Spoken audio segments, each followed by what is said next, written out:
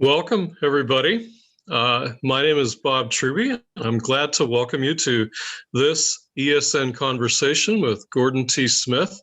We'll be talking today about institutional intelligence, how we work effectively in organizations. Just a few things we'll share before we begin our conversation. One of the things we want to mention is that we are recording our conversation today. If you prefer not to be recorded or photographed, please mute your mic and disable your video. By continuing to participate in the ESN conversation with your video and/or audio enabled after the recording begins, you consent to allow InterVarsity to use the recording and any screenshots of our conversation for InterVarsity ministry purposes, including posting a video recording online for asynchronous viewing.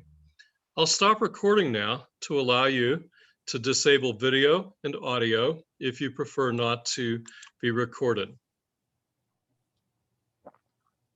And it's my privilege to introduce Gordon Smith to us. Gordon Smith is the president of Ambrose University and Seminary in Calgary, Alberta, where he's coming from today. You can see that in his background. He serves also as a professor of systematic and spiritual theology. He's an ordained minister in the Christian and Missionary Alliance Church, a teaching fellow at Regent College in Vancouver, British Columbia. And he's the author of many books, including the one we're going to discuss today, Courage and Calling, Called to be Saints, and Evangelical, Sacramental, and Pentecostal. And you can see his full catalog of books at the InterVarsity Press website. So with that, we're going to begin our conversation. Welcome, Gordon. I'm so glad you could be with us today. Bob, delighted. And I've been looking forward to this opportunity to having a conversation with you about this topic. Well, likewise. I loved reading the book. It was fascinating. One of the things just to kind of lead us off here, I was struck as I looked at the book, at least initially, that I thought this is an unusual book for somebody who writes a lot of books about spiritual formation and the church, it seems, to write. And I wondered if you might tell us how you came to write the book and its connection to some of the other writing you've done. Sure. Well, I'll say two things by way of response. First, even though I was doing all of that writing in the area of theology and spiritual theology, my day job, literally since my early 30s, has been, in fact, I can go back to when I was a pastor, has been in giving leadership or oversight to organizations. And so that's what I spent my time doing, 9 to 5, Monday to Friday, or Monday to Saturday. So that's where I primarily live. And there was a time in which I thought, I want to contribute back to that art, to that science, to that side of my life. But the other side that I don't think should be missed is that I have written quite a bit and published with InterVarsity on the whole question of vocation, work, and career. And I want to make the case that the capacity to work with organizations is an essential vocational capacity. You will only flourish in your particular calling vocation if you can learn to work with others in organizations, and that your work, whatever it is you're called to do, will be exponentially, that the impact will be exponentially greater if you learn to work with others within organizations. So I think the capacity to work in organizations is an essential vocational capacity, and it flows out of the work I've done on that topic. Well, that really makes sense. You mentioned flourishing in organizations. You believe that you actually contend in the book that institutions can be a place for human flourishing. And that's it doesn't seem like that's a common perception. I almost thought the title of the book in some ways seemed an oxymoron. And yet you maintain that institutions and organizations can be places where human beings flourish and that they're needed for that. So I'd love for you to make a little bit of an apologetic for that. Well, yes, I might have called the book, institutional inanity, or institutional pain and grief, or institutional persecution, because literally every last one of us has experienced some kind of grief, largely around some kind of misguided policy, misguided function, misguided approaches to governance. I doubt there's anybody who doesn't have this kind of some scar somewhere from either church politics or organizational politics or some dimension of organizational life.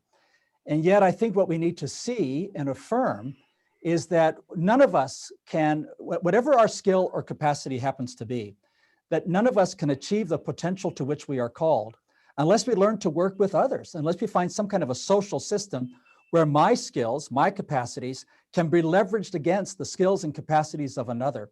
So that if we want to accomplish something substantial, we're going to have to learn how to work together to that common end. I'm not saying that alone an artist cannot produce her work or his work. And yet, if that work is going to have any kind of broad-based income or impact, pardon me, you're going to have to find an art gallery that can profile your work. You're going to have to find an accountant to work with you on the financial side of that.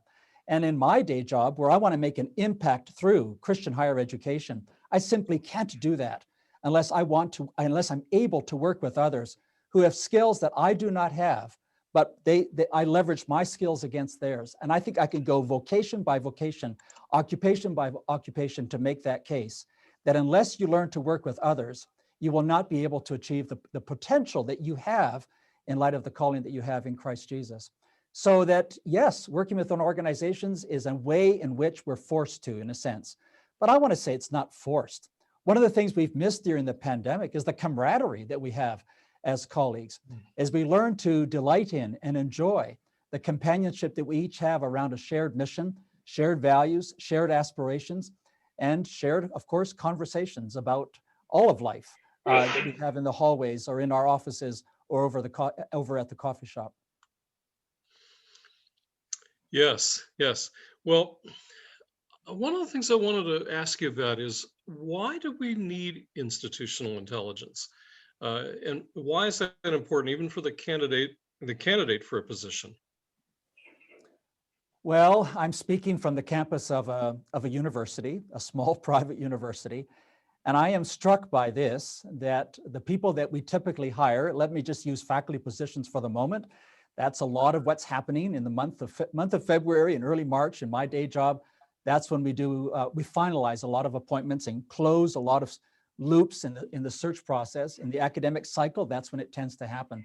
And what I'm impressed with is that people have a whole range of qualifications for their disciplines to teach and do research within their disciplines, but they've never learned what it means to work with others towards a common end, what it means to be part of a department or to be on a committee, to be part of a deliberative process, or to be part of what we call in this part of the world, the General Faculty's Council, to work with others to accomplish matters of policy, procedure, protocol to a common end, and to work within an institution that has a board of trustees, or in our case, a board of governors, or to ask the question, why does the president function as the president functions? That is, it seems to me, this kind of capacity is essential to anybody who's going to teach within a university. And yet what I find is that people don't have that, and I don't mean this word unkindly, they haven't developed that intelligence. So I'm trying to, in a sense, echo, riff off. You know, we talk about intelligence and social intelligence and emotional intelligence. I use the phrase institutional intelligence to say, I wonder if that doesn't need to be developed and cultivated along the way as well, for the sake of your capacity to flourish within an organization like this one, or any of those that are represented by those that are on this call. Well, let me do a follow-up question. You know, for a person who, perhaps somebody who's in graduate school right now, or is junior faculty, what might they do to begin to work on developing an institutional intelligence? Well, I have a book I could commend to them, just saying. Forgive me for that crossing my mind, but for those of us in that line of work, we commend our books. Yeah, well, start. You're part of a local church. Let your name stand for serving on the elders board, and then watch and observe and learn what it means to be part of a deliberative process. Ask questions. How does governance work here in this organization of which I'm a part? Whether it's a university, even as a grad student, or whether you're part of a local church, or whether you get involved in a not-for-profit organization that is seeking to serve the homeless in your city, ask how decisions are made, what's the process by which they're made, and how can I contribute in a way that is functional and effective to the flourishing of this organization. So let's say while you're doing your grad studies, you volunteer to be part of the Homeless Foundation, which here in Calgary, we have a homeless foundation. It is meant to bring together resources, talent and resources, to eliminate homelessness in this city. You want to be part of that? Well, then learn how you can be part of it, not just in the funding side, but in the decision-making side, which I think as much as anything is critical so that you can contribute to the mission or the effectiveness of that organization. So start small, be part of an organization. And yes, you'll be disappointed and you'll be frustrated and you will see things like the abuse of power. And then you will understand why somebody like me makes the case that power needs to be exercised in a way that is accountable and transparent.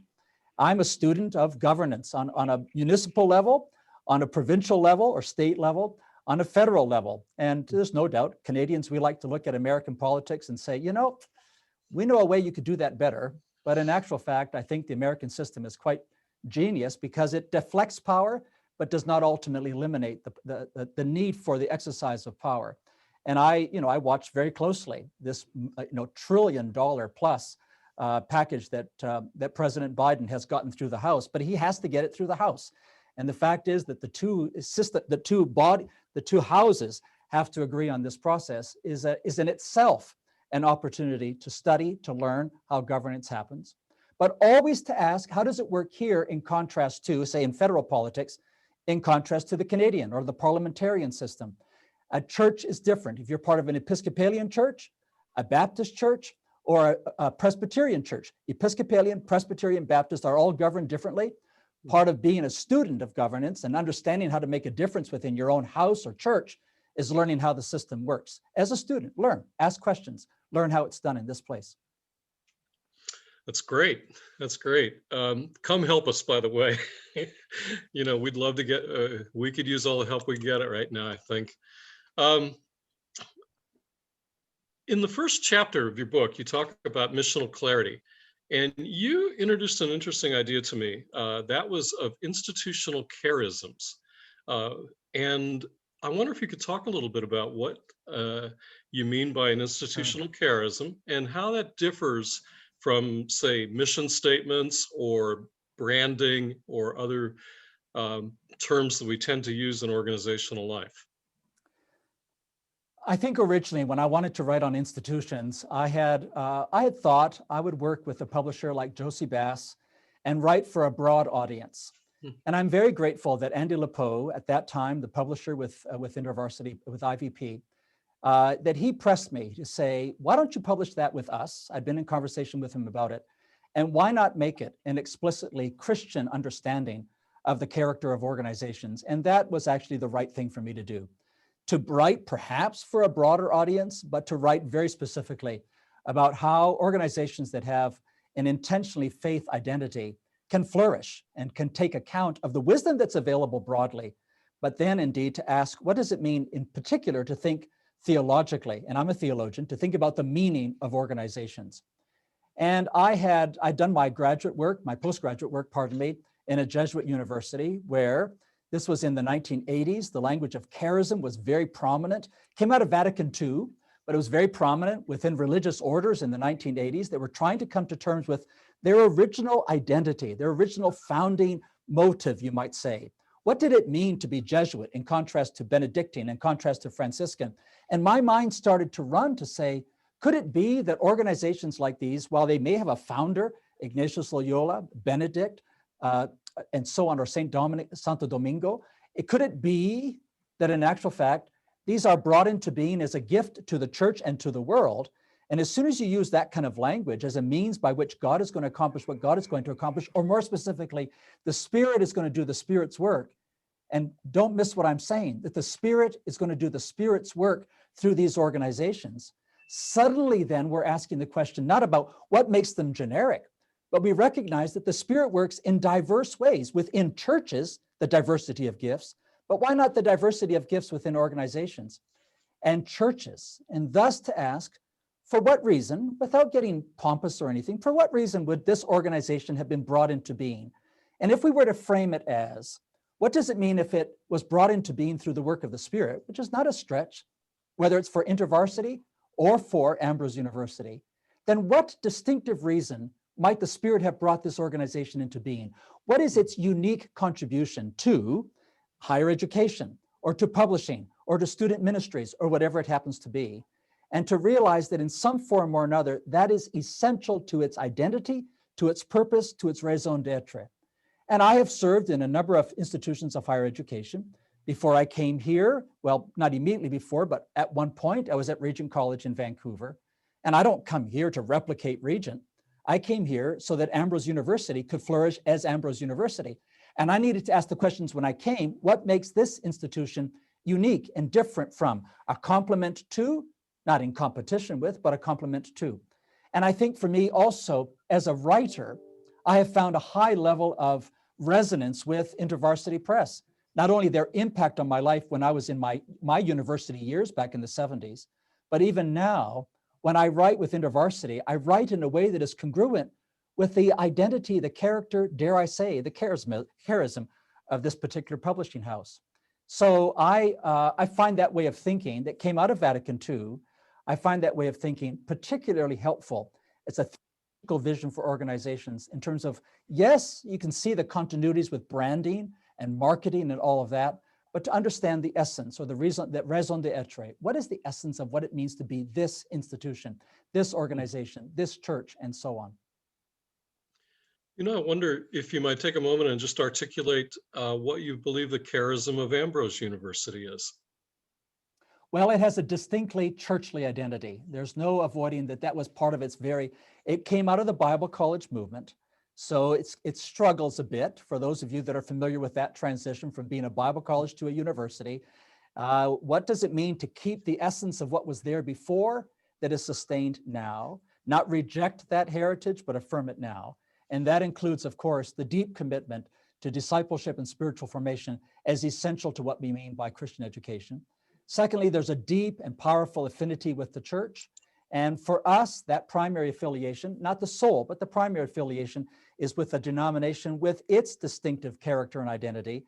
So what does it mean to be an institution that is in partnership with or affiliation with that particular denomination with all the strengths, and I'll add limitations that come from that. And I want to leverage those strengths and do whatever I can to mitigate the limitations. Thinking here of Mark Noll's book, The Scandal of the Evangelical Mind, it fits, you might say, some of the struggles that we might have. I also then find it interesting that we are located in this city. And I want to then ask the question, not what does it mean to be a generic Christian university, but what does it mean to be a university with a Bible college history that's located in this, that's affiliated with that denomination, that's located in this particular city, with all that it means to be the fourth largest city in Canada, with its particular history here in Western Canada. And then to put all of those together to say, then what does it mean to be Ambrose University? And I think in terms of concentric circles, that we have a primary commitment to this city, to be the peace and grace of God in this city, and then in this province, and then in this country, and then in this world. And we don't go to the world until we've addressed what does it mean to seek the peace of this particular city, to quote the language of Jeremiah 29. But also a dynamic tensions there. And it's a tension that all of us in Christian higher education wrestle with, but we wrestle with it our own way. What does it mean to be in, but not of? What does it mean to be in a way that is not adversarial to our city, but at the same time sustain a distinctive identity as a Christian university coming out of the Pentecostal holiness tradition of the 19th century? And it's a dynamic challenge. It's not an easy one, but it comes up so frequently on all the big ticket issues about what it means to be Christian in a post-Christian secular age. We wrestle with these issues every day, including how we respond to the LGBTQ student, including how we respond to those students who have been hurt or wounded along the way in questions of abuse, whether it's by the church or by family. It affects how we respond to all of those kinds of questions. Well, that is really helpful because you've actually shown how that works with a particular institution and how that shapes the way you go about your work. Thank you for that. I wonder if you might talk a little, you wrote quite a bit about governance. And this often seems to be an area organizations struggle with. What are some of your observations in academic settings of where bottlenecks occur in academic governance? Did you say this is being recorded? Yes, it is. I heard you say, yes, okay, I'll keep that in mind. Thank you, Perry. I see you you got the humor of it. I don't hear you, I can just see you on the screen there. Yes, no, it's fine for it to be recorded. I think that it's important to understand that when you move from a business and now you're going to join the business faculty of a university, or you came out of pastoral theology and now you're going to join the theology program of a university, or as I said, I came here from a small not-for-profit. I came in and I needed to ask the questions, so how does governance work here? And what kind of, because by the way, governance grows and emerges and changes. So when the American system, for example, is asking, should we keep the filibuster? You're asking the right kind of questions, not whether or not you should keep it, but you're asking the right kind of questions. You're always, in a sense, tweaking, adapting, amending, so that we can be more effective than we are. But you're asking the question, what does governance look like in a university like this? And I'm grateful that I get to work within a system of governance that actually makes deep sense to me. On the one hand, there are the board of trustees, and for those of you familiar with policy governance, they're very clear. This is where our role as the trustees, the board of governors, begins and ends. And I've got a board chair who doesn't try to manage me or manage the university, but lets me care for the operational details of the university. But I, as the president, actually defer, and I use the language intentionally, to what I referenced earlier, the General Faculties Council. And I acknowledge that they have primary authority over a whole range of things, including academic policies and procedures. Now, I still have veto power, but in actual fact, I've only exercised it once when I came, and it was just a matter of, can we talk about this again? Because I have to deal with the public relations side of what you've just decided to do. Can we work with this together?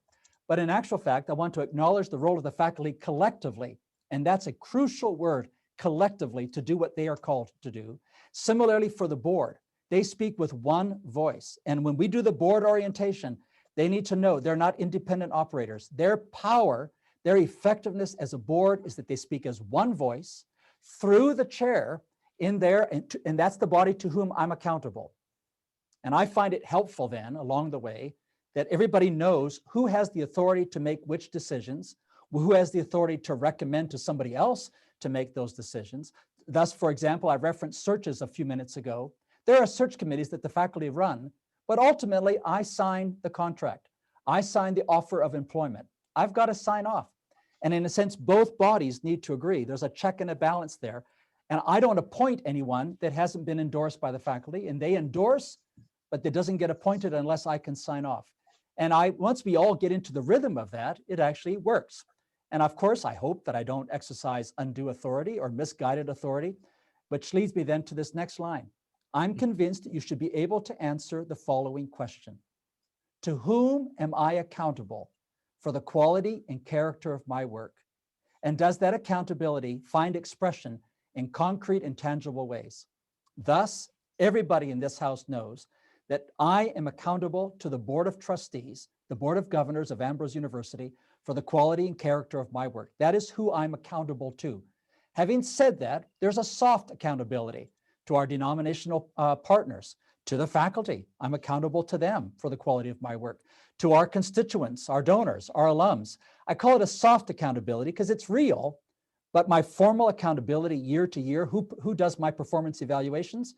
It's the board. And that for me is a crucial piece that each faculty member, I'm accountable to the dean for the quality and character of my work. I'm not an independent operator.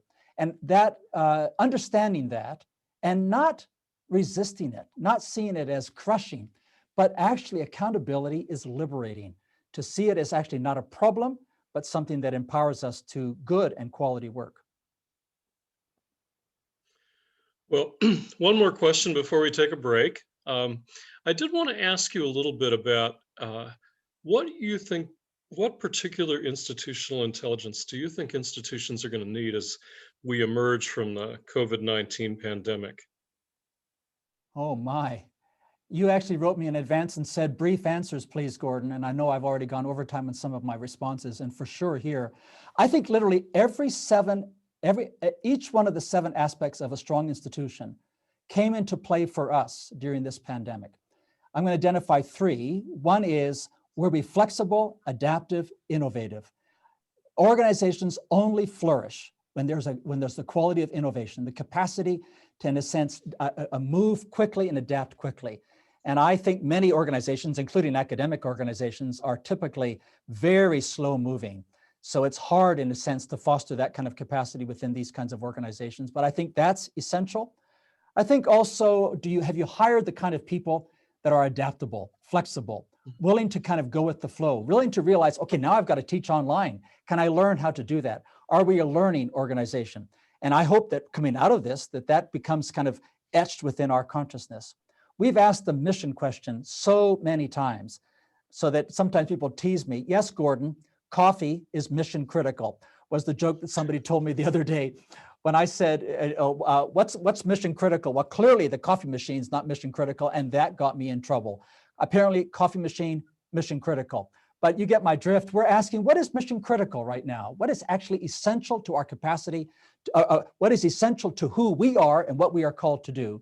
And can we find the infrastructure and the means to do that collectively? Because it's no one person is going to be a hero on this, collectively, to be able to, in accountability to the board, deliver on our mission. And the outcome may look quite different from what it did literally a year ago today, when we made the decision that we're going to have to pivot, to use the overused word.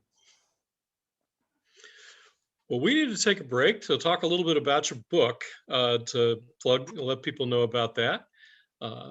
So I'm going to go ahead and put that up on our screen here. The book that Gordon has been talking about today is called Institutional Intelligence. He does talk about 7 different elements of organizations where it's important to exercise institutional intelligence in building an effective organization. It's available, the book is available at InterVarsity Press for a 30% discount for everyone on this call. You can access that via the web link and use the code GFMWeb21 at checkout. And we'll have that in the chat so that you can actually cut and paste that into your own computer. So we really would encourage you to pick up a copy of that. There's just so much more than we're possibly able to get into in this brief interview time. And it's a rich book really about the spirituality of institutions, I think, that is so, so valuable. Well, we're going to move into some question and answer now. Let me go ahead and get that link in the chat before we do that. I don't think we've gotten any questions yet, so we'd encourage people, if you have some questions for Gordon, please feel free to ask those. I had a few extras, so I will get started. One of the other areas you talked about was getting the right people on board in an institution, and you just alluded to that as well in kind of being nimble as an organization during something like a pandemic. One of the unique things I thought in it, a lot of business books will talk about hiring the right people, developing your people. You talked about transitioning people out of the organization and doing that with grace. I wonder if you might say a little bit more about how that's important and how it's done well. Wow, what an interesting question. And of course, it's a terribly important one. I think probably most people who have experienced some kind of pain, some kind of distress around organizations, that it's often around matters of the transition, not so much in, maybe they were hurt while they were in, but especially the transition out. Most of us who are part of this conversation right now have transitioned out either by our own choice or by the choice of somebody else. That is, we've had that awkward conversation where somebody said to us, I'm sorry, but this is going to be your last month, or I'm giving you 30 days notice, or this is not working. And for me, it's happened twice, and I maybe should say 3 times, though each time I tended to be slightly ahead of the curve. I could see what was coming around the bend, and I just decided I'm going to take the lead on this, to acknowledge the fact that this is not working. I'm no longer able to be fruitful in this context, or I don't have the endorsement and support of the people to whom I report. And I can't flourish within the organization if I don't have the endorsement and support of the people to whom I report. And I don't want to leave prematurely, but I want to acknowledge that if it's not working, why should I keep banging against this particular wall, this particular door when it's not working, and I might flourish somewhere else better. Now, I've got friends who have often wondered, Gordon, did you leave as soon as you ran into a difficult time? And I want to stress, I hope I did not. And just because you run into difficulty does not mean you leave. But there is a sense that organizations flourish with both people who serve for an extended period of time within the organization, and secondly, with those who come in for a season, 3 years, 5 years, 6, 7, 8 years, because their talent, their capacity is for a season. At this stage in the organization's growth, they bring the particular skill that is needed at this time and in this place for this stage of the organization's growth. This is a university that I often think of as having kind of an adolescent identity. Well, for this stage of our development, who is the right kind of person to have within that role?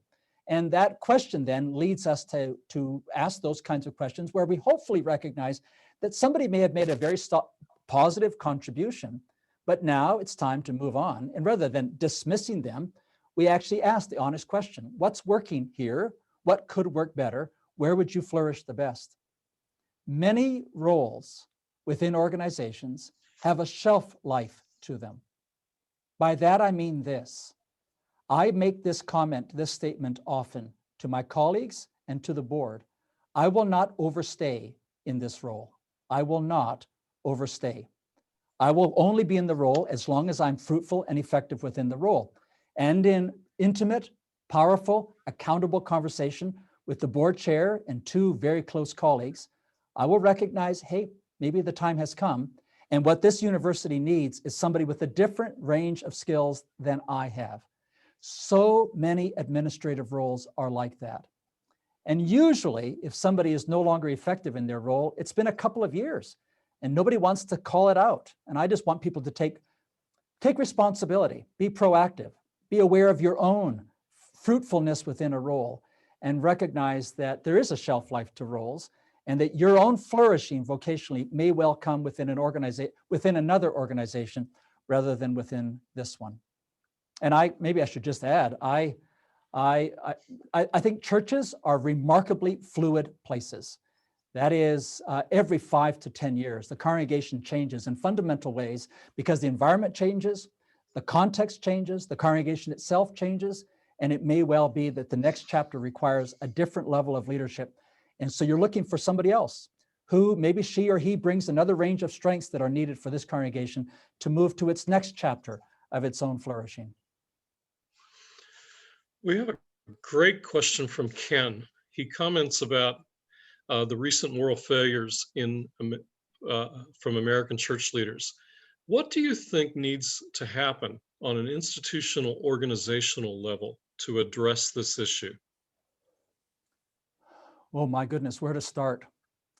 First of all, we need to start that we are very explicit that every member of our faculty and staff are trained to recognize and to call out any level of sexual abuse, sexual harassment, misogyny, whatever it happens to be. There needs to be an acknowledgement that we do not want this to be within our institutional culture, and we're going to call it out. Secondly, there needs to be accountability and the capacity to name when there is a problem. And so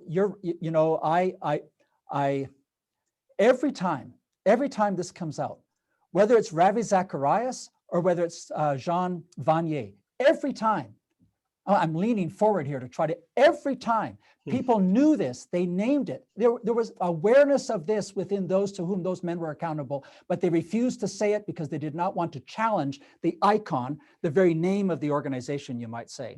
And boards then, by me, in my case, boards need to be empowered to name that reality and to call it out. My board chair needs to know, she needs to be able to say to me, Gordon, there's been words out there. Things have been said. Nice quality. That is, you need to be able to call it out. And I want to say full points to the Jean Vanier organization and to Ravi Zacharias that they went outside the organization. They didn't do an internal audit. They went outside to name what had happened. And I think in both cases, it has shaken those organizations. But, another side of that is icons, institutional celebrities, institutional heroes that are actually the organizations named after them. For me, I have a huge reservation on that score. And I want to say the organization is always bigger than any one person. There's no one person who makes or breaks whether this organization flourishes. And there needs to be a distinct sense in which this person can step out and the organization continues to flourish. It doesn't rest on one person, because that's what leads to the inability or the unwillingness to call a person out. As you can, I'm just trying to calm down. It's okay, Gordon. But to say, no, this is a big ticket item. And we need to have zero level of tolerance, both within all of our faculty and staff. And we need to have practices of accountability where the board, or in my case, the board chair, are able to speak about me, or I'm able to speak about others within our institution. And I will, however uncomfortable it is. I might add a comment from Anna, who talks about whether or not, just the issue of believing victims. It seems like in so many of these cases, we have automatically been suspicious rather than taking a posture of believing people who are making these complaints. Well said, Anna. Agreed. Carrie asks another question. I think I always wonder why I don't see more and better discernment, at least in Christian organizations, regarding who is in leadership, how much power they are given, and so forth. I concur with you, and I have written and I am writing on matters of corporate and institutional practices of discernment. I think what I'll just say briefly is, yes, I carry that. I think, let me say this. First of all, all of us need to learn how to be part of a deliberative process and to recognize that the Spirit actually guides the church or guides Christian organizations or institutions through a deliberative process, and that no one of us has all the wisdom that is needed in order for this organization or this church to flourish. And that includes the senior pastor, it includes the president. No one of us has all the wisdom that is needed. So there's necessarily what Paul speaks of as a deference to one another, a submission to one another, a listening to one another that acknowledges that the wisdom that is needed for us to do what we are being called to do is found not in one person who has all the answers, but in a deliberative process of give and take, and, as to use the language I've used a lot already, mutual accountability. Secondly, I think oftentimes we take a secular approach to our organizations and to our institutions. And we understand within InterVarsity and within an institution like mine, the significance or the depth and quality of our prayers, the depth and quality of our worship that informs our common life. And when I speak about the fact that in a Christian university, there's a counterpoint between chapel and the classroom, between liturgy and study and learning and scholarship, that is about feeding our capacity to fuel our capacity to discern well, to feed that, so that there's a dynamic sense, not just a theoretical sense, but a dynamic real-time sense that we have encountered Christ in real time and that the Spirit of Christ is present to our processes. And I then urge that all of us, it's not just that we begin a session with prayer, although that's suitable. There's a sense in which it's built right into the rhythms of our common life. Will we make mistakes? Carrie, undoubtedly we will. And I don't need to kind of rehearse. I've been here for 8.5 years. I can name 2 mistakes that I wish I had not made that I'm still living with. We'll make mistakes both in personnel appointments and say, whoops, that was a miss, or a huge financial decision that we made early in my tenure that I'm living with now, still living with. Yes, we will make mistakes. And then I'm grateful that, to use Anne Lamott's language of Plan B, now, Lord, in light of what is actually the case, not what I wish was the case, what is your guidance and direction to me now? And for what it's worth, it meant saying to the board, this was a mistake that I think we made. If I could do it again, I wouldn't do that, but it is what it is. Now, help me, provide us the wisdom going forward to do what we need to do in the next chapter of this institution's life. But I really press the primary point that I think discernment is the fruit of a deliberative process of give and take and of attending to one another in the process of making critical decisions. Dave makes the comment, this is great, and thanks. Do you have any different advice for Christians who are institutional leaders in secular institutions, those who work in secular colleges and universities, particularly, which is much of our audience here? Yeah, that's fair. And just let me say, my publication with InterVarsity Press in the fall, Wisdom from Babylon, I'm writing there primarily for faith communities, for church communities. What does it mean to be the church as a minority presence in a secular society? But in actual fact, most of you live this out day by day, not as a community, but what does it mean in my context and setting that is an institution, and I need to somehow thrive here as a minority presence?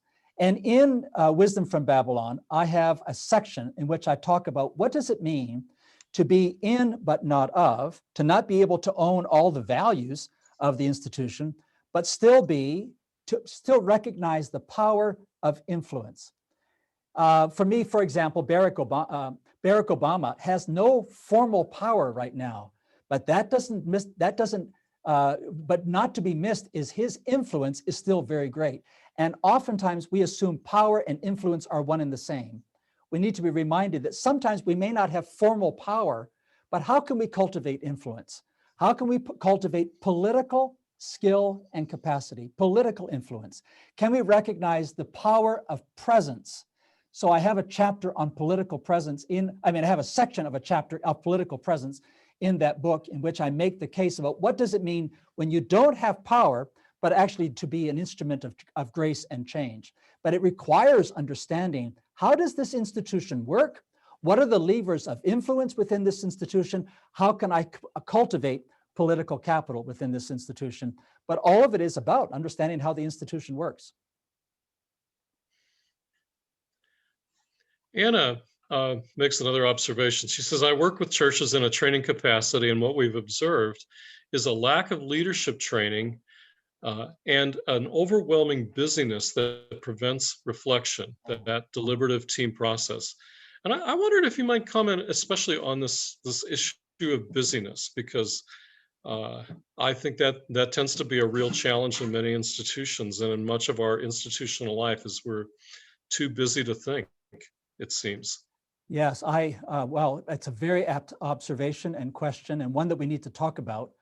Why is it we kind of descend into frenetic busyness rather than, and I use the phrase in the Jewish sense, of a leisured pace to our life and work? We associate the word leisure with you're not really engaged. What gives you? You're not walking fast enough. You're not working fast enough.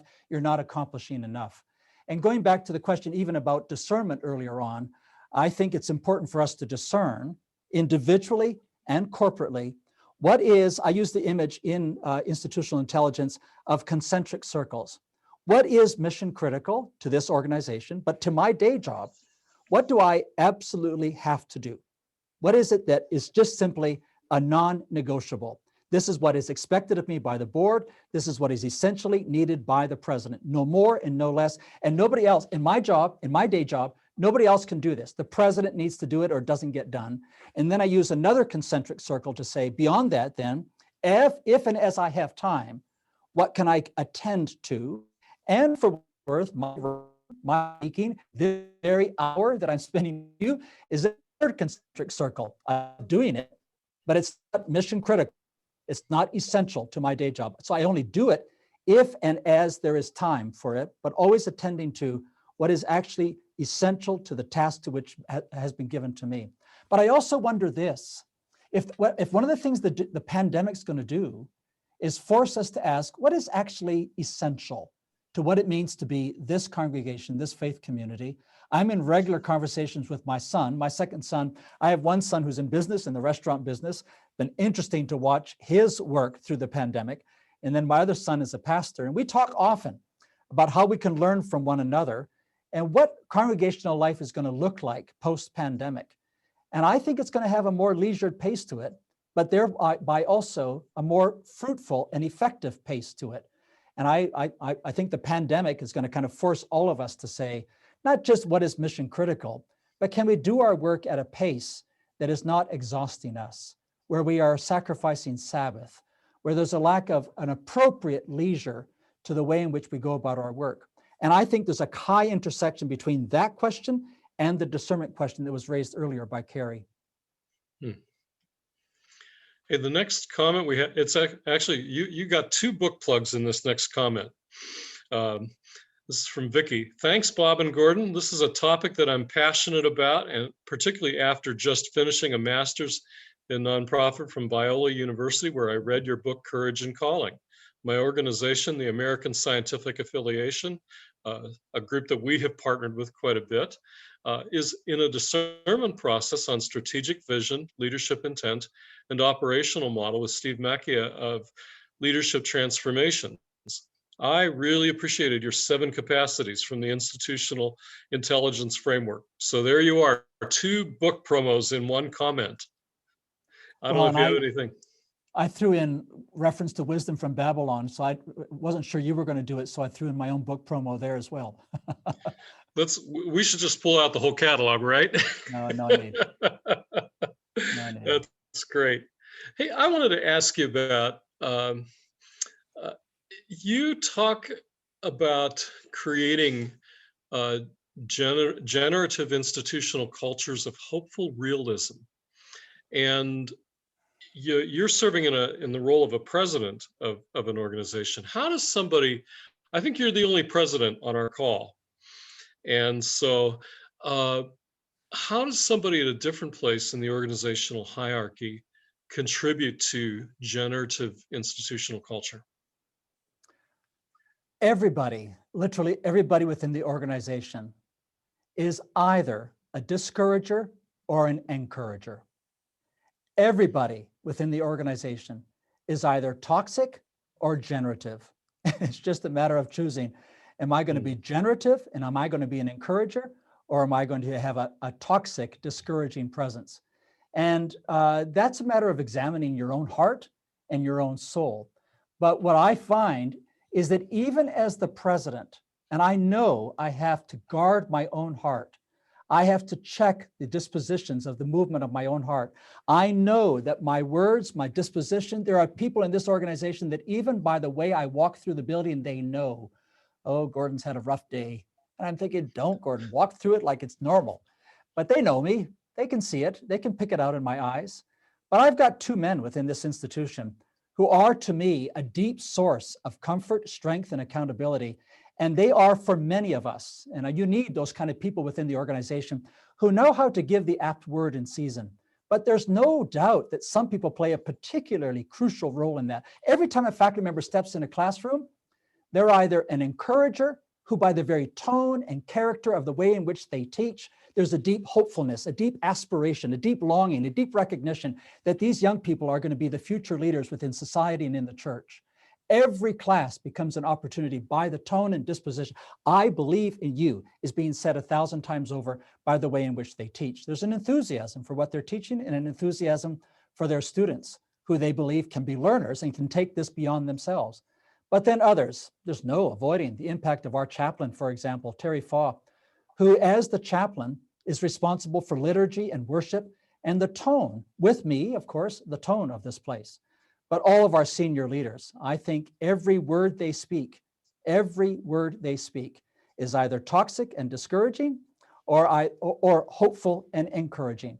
And I just think there's an attentiveness that is required in that regard for all of us, regardless of what our role is. I even think Carol, who's at reception, and everybody that walks in the building, well, not right now during the pandemic, but everybody that walks in the building meets Carol.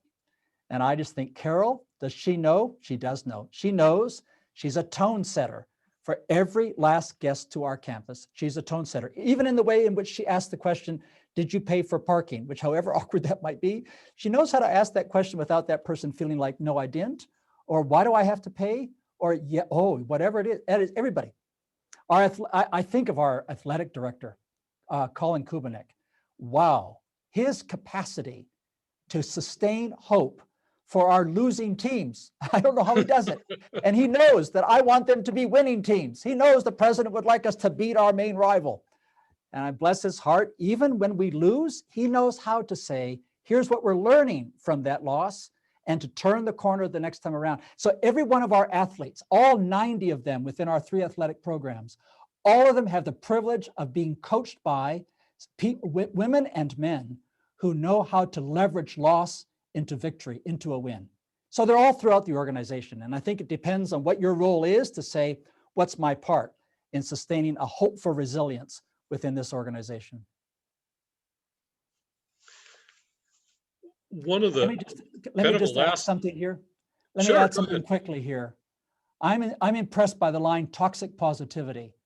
I do not need happy-go-lucky people. I do not need every day with Jesus is sweeter than the day before, which clearly it is not. I value people within the organization who know how to lament, how to name wrong, how to say, damn it, to be angry, but also to turn from that and not allow that to be toxic in terms of the way that it shapes our organizational life. So don't hear happy clappy when I say these are encouragers who are not toxic but generative. So we won't find smiley face posters in your office. You will not. Speaking of offices and spaces, I thought one of the unique parts of your book too was your chapter on built space. And what I thought you did there was actually articulate something of a theology of built space. I wonder if you could just give a very brief sketch of that for our listeners.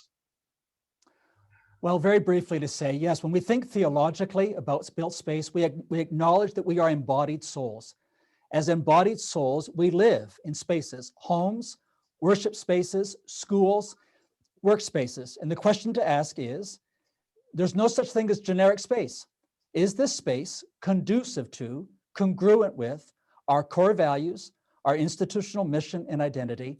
And does it actually hold us back missionally, or does it foster our capacity? Does this space make a difference in terms of enabling us to flourish organizationally? And I'm indebted to my wife on many respects. She's always pushing space. She's the one that's pushed me to recognize the power of natural light.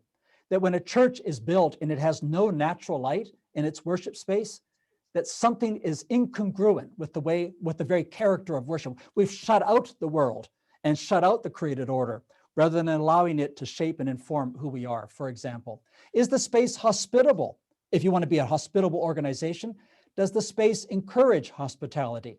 Those kinds of questions, it seems to me, are important. And I still get teased. When I came here 8.5 years ago, there were 42, count them, 42 plastic plants in the building. They are all gone now. And they're all, thank you, Anna, they're all living plants right now. Thank you. Look at that. They are all living plants right now. And everybody said, well, they're going to die. But no, we've always had people that want to tend them. And they become there's 2 huge plants now, trees in the entry atrium that are just alive with life. And they are a presence. They are a presence in the main entry to our building. So plants, natural life. I also am a big believer, this is Japanese sensibilities, in the dispiriting power of clutter, and thus to say that everything within a space counts. But how you use the space, how you move through the space, this became a very live issue for us with the pandemic. Is this a safe space? Can we be socially distanced in this space? Can we do the appropriate protocols? Is this space working for us? And space grows, buildings learn. Space grows is not the right phrase. Buildings learn.